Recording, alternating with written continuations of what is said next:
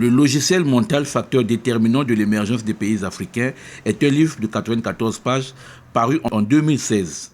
Ce livre, qui est une publication du Centre d'études stratégiques sur l'émergence économique et la gestion axée sur les résultats, a été préfacé par le professeur Luba Kabadjio. Dans ce livre, l'auteur Kitsuro Firme Kinzonza fonde son analyse sur l'apport des sciences sociales. Ce docteur d'État S-Sciences économiques et diplômé de l'école du commerce de Nice estime que les Africains doivent s'approprier leur devenir par la pensée afin de prendre en charge leur destin. Nous avons considéré que chacun de nous a un programme mental. C'est ça qui fait le logiciel mental. Alors, à la différence du programme génétique qui est inné, la bonne nouvelle pour le programme mental, c'est qu'on peut le déprogrammer.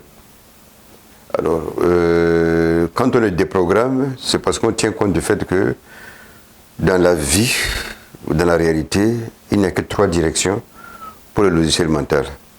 Première direction, c'est le progrès. Deuxième direction, l'inertie. Troisième, la régression. Donc, on peut comprendre qu'un logiciel mental est toujours programmé par rapport au progrès, ou par rapport à l'inertie, ou par rapport à la régression. Mais c'est le logiciel mental qui est à l'origine des comportements négatifs ou positifs, si on prend comme référence le progrès.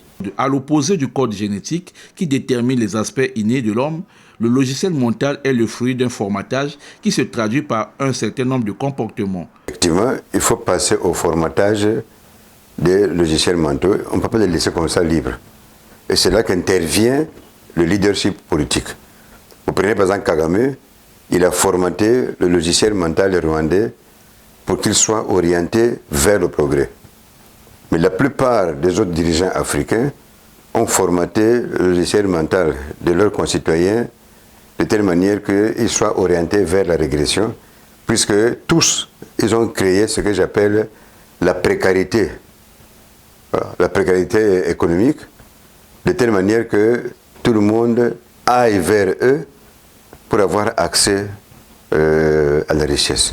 Dans ce livre, l'auteur évoque aussi le drame des pays africains au sud du Sahara, l'inexistence de véritables états de droit, des facteurs du progrès socio-économique des économies africaines au sud du Sahara, puis des stratégies de déprogrammation ou de reprogrammation du logiciel mental.